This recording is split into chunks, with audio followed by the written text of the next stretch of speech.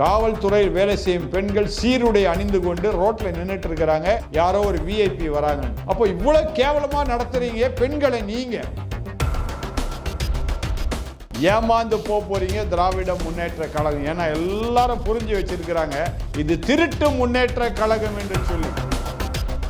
இன்னும் ஏமாளியாய் தமிழ்நாட்டு மக்கள் நீங்கள் இருப்பீர்களானால் அது உங்களுக்கு பேராபத்தாக முடிந்துவிடும். நன்றாக புரிந்து கொள்ளுங்கள். தமிழகத்தை விற்று விடுவார்கள். வணக்கம். 5000 ரூபாய் என்ன மாதிரி காசு பாருங்க. இன்னைக்கு காலையில் ஒரு பூ கடைக்கு போனாங்க, மாலை வாங்கலான்னு. அந்த இடத்துல அவங்களுக்குள்ள பேசிக்கிட்டாங்க. ஒரு 3 அக்கா தங்கச்சி. அதில் 2 பேருக்கு 5000 ரூபாய் வந்துடுச்சா, ஒருத்தருக்கு வரலையாம். அப்போ அதை வராதவங்க என்ன பண்றாங்க, என்னை பார்த்தவொன்னே கேட்குறாங்க, எப்படி சார் இந்த காசை வர வைக்கிறதுன்னு என்னை பார்த்து கேட்டாங்க. நான் சொன்னேன், என்ன கேட்டால் என்னங்க நான் தெரியும், உங்க முதலமைச்சரை கேளுங்கம்மா, அவர் தானே 5000 ரூபாய் கொடுத்தது அப்படின்னு சொல்லி நான் சொன்னேன். அடுத்தது வாங்கினாங்களே 2 பேர், அவங்கள்ட்ட சொன்னேன், நீங்கள் கோல்டு காயின் வாங்கிக்கோங்க 5000 ரூபாய்க்கு. அப்போ அதுல ஒரு அம்மா என்ன சொன்னாங்க, சார் 5000 ரூபாய் உங்கள்கிட்ட நாங்க கொடுக்குறோம், எங்களுக்கு கோல்டு காயின் வாங்கி கொடுங்க. 5000 ரூபாய் கொடுத்து எங்களுக்கு என்னங்க பிரயோஜனம்? இல்லம்மா நீங்க ஓட்டு போடுவீங்கல்ல, அதனால தான் அவங்க கொடுத்துருக்குறாங்க 5000 ரூபான்னு சொன்ன உடனே பக்கத்தில் அவங்க மகன் இருக்கிறான், எங்க அம்மா இவங்க எவ்வளவு காசு கொடுத்தாலும் திமுகவுக்கு வாக்கே கொடுக்க மாட்டாங்க அப்படின்னு சொல்லி சொன்னவொன்னே எனக்கு ஆச்சரியமாயிடுச்சு. நம்ம 5000 ரூபாய் கொடுக்குறாரு, நீங்க வாக்கு கொடுக்கலன்னா எப்படி அப்படின்னு கேட்டேன் நான். அதுக்கு அவங்க சொல்றாங்க, என்னங்க ஐயா பேசுறீங்க நீங்க, அவர் வீட்டு காசை எடுத்து கொடுக்குறாரு, நம்ம வீட்டு வரி பணத்தை தான் கொடுக்குறாரு அவரு. அரசாங்கத்துல பணம் இல்ல கஜனா காலின்றாங்க. ஆனா 5000 மட்டும் இவங்க என்ன பண்றது, இப்படி அரசாங்க பணத்தை கொடுத்துக்கிட்டு மக்களுடைய வரி பணத்தை தாங்க கொடுக்குறாங்க அப்படின்னு சொல்லி யாருங்க தெரியுமா சொன்னது? ரோட்ல பூ விற்கிறவங்க சொல்றாங்க இந்த வார்த்தை. அப்போ மக்கள் எவ்வளவு தெளிவா இருக்கிறாங்க பாருங்க. இந்த திமுக அரசாட்சி என்ன நினைச்சிட்டு இருக்குதுன்னா, இந்த பெண்களுக்கு 5000 ரூபாய் கொடுத்துட்டா அவங்களை ஏமாற்றி அவங்க மூலமா நம்முடைய வாக்குகள் பெற்று மீண்டும் 2வது முறையாக ஆட்சி செய்யலாம் என்று அவருடைய நோக்கமாக இருக்கின்றது. ஏமாந்து போறீங்க திராவிட முன்னேற்ற கழகம். ஏன்னா எல்லாரும் புரிஞ்சு வச்சிருக்கிறாங்க இது திருட்டு முன்னேற்ற கழகம் என்று சொல்லி. ஆகவே வருகின்ற 2026 சட்டசபை தேர்தலில் நிச்சயமா நீங்க மண்ணை தான் கவ போறீங்க. நீங்க 5000 இல்லை, இன்னொரு 5000 கூட கொடுங்க, சந்தோஷமா மக்கள் வாங்க தயாராக இருக்கிறாங்க. ஆனா வாக்கு உங்களுக்கு கிடையவே கிடையாது. அடுத்தபடியா பாத்தீங்கன்னா இந்த 5000 ரூபாய் கொடுத்துட்டாரு இல்லையா, இப்போ அரசாங்க அலுவலர்கள், அரசாங்கத்தில் வேலை செய்து சிலர் ரிட்டையர் ஆனவங்க, ஓய்வூதியர்களுக்கு இன்னும் ஓய்வூதியம் வராமல் இருக்கின்றது. அவங்களுடைய பணம் சேலரி அரியர்ஸ் இன்னும் வராமல் இருக்குது. சரிங்களா? இப்போ இவங்க என்ன பண்றாங்க, போய் கேட்கறாங்க. போய் கேட்டால் அந்த ரீஜனல் டைரக்டர் ஆஃபீஸ் அங்க போய் கேட்கறாங்க. அங்க போய் கேட்டால் அவங்க என்ன சொல்றாங்க, அம்மா அரசாங்கத்தில் கஜனால பணமே இல்லை அப்படின்றாங்க. ஏங்க, உங்களுக்காக அரசாங்க வேலை செய்யக்கூடிய இந்த அரசாங்க ஊழியர்களுக்கே உங்களால் ஓய்வூதியம் சரியாக கொடுக்க முடியவில்லை.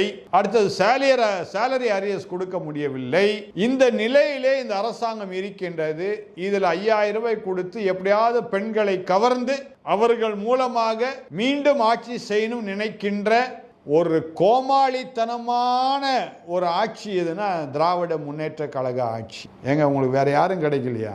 வீட்டு பெண்கள் தான் கிடைக்கிறாங்க. நீங்க பத்தி உங்களுடைய எண்ணங்கள்லாம் பாருங்க. பெண்களை தான் குறி வச்சு தாக்குறீங்க. ஒவ்வொரு இடத்துலையும் ஏமாற்ற வைக்கிறது பெண்கள் தான், பாலியல் பலாத்காரம் பண்றது பெண்கள் தான், பெண்களை தான் வீணாக கொடுமைப்படுத்தி கொண்டு இருக்கின்றனர். நீங்க என்ன சொன்னீங்க ஆரம்பத்தில்? இப்ப கூட நான் வரும்போது இந்த ஸ்டுடியோக்கு வரும்போது நான் பார்த்தேங்க, ஆரம்பத்தில் இந்த இதே திராவிட முன்னேற்ற கழகத்தில் 2021 காவல்துறை சார்ந்த பெண்கள் அவங்க இந்த விஐபி போகும்போது இந்த சாலை ஓரத்தில் அவங்க வரக்கூடாது, அவங்க நிற்க வேண்டாம் என்று முதல் 1 வருஷம் மட்டும் தான் நீங்க சொன்னீங்க. ஆனா இப்ப வரும்போது பார்க்கிறேன், பாவம் காவல்துறை பெண்கள், காவல்துறையில் வேலை செய்யும் பெண்கள் சீருடை அணிந்து கொண்டு ரோட்ல நின்றுட்டு இருக்கிறாங்க. யாரோ ஒரு விஐபி வராங்க. அப்போ இவ்வளவு கேவலமா நடத்துறீங்க பெண்களை நீங்க. ஆனா என்ன சொல்றீங்க, ஒரு 5000 ரூபாய் கொடுத்துட்டா பெண்களை நான் கவர்ந்துருவோம், பெண்கள் எல்லாம் எங்களுக்கு வாக்கு கொடுப்பாங்கன்னு சொல்லி இப்படி வீணான காரியத்தை நீங்க செய்து கொண்டிருக்கின்றீங்க.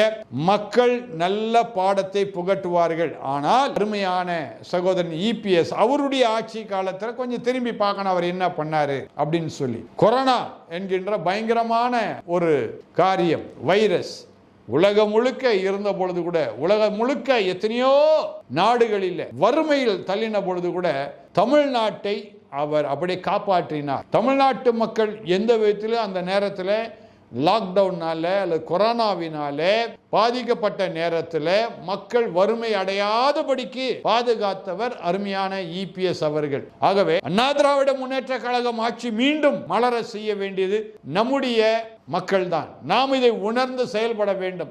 ஏதோ ஒரு 5000 கொடுத்துட்டார், 10,000 கொடுத்தார், 2000 கொடுத்துட்டாருன்னு சொல்லி அவர் பின்னே போகாதபடிக்கு. ஏன்னா அவங்க ராஜ வம்சத்தை சார்ந்தவங்க மாதிரி ஆயிட்டாங்க.